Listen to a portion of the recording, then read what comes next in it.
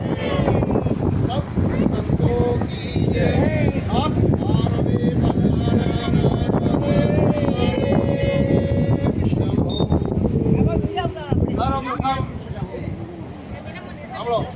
सर्वप्रथम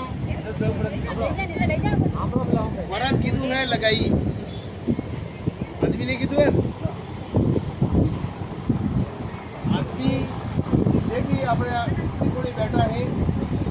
લગાઈને 3 વેળા આછો નહીં કરાવે 3 વેળા બરાબર આદમી પાણી પીવાય જરૂર નહીં ખાલી લેડીઝ को पानी पिलाएंगे કયું પાણી મોટામાં પાણી નહીં है અબાર કલશમાં નારિયેળ લઈ લો સબ થોડું પાણી કલશમાં નારિયેળ લઈ લો અબાર આના પાણીનો ઉપયોગ કરવો કલશની પૂજા પછી વેગા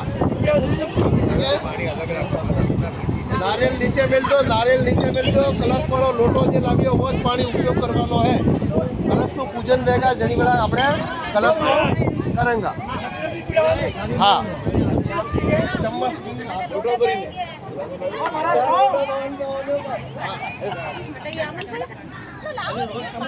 सबको पानी ले लीजिए अब एक बार पानी नीचे रख दो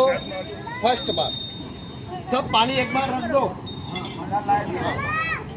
सर्वप्रथम अपने घर पर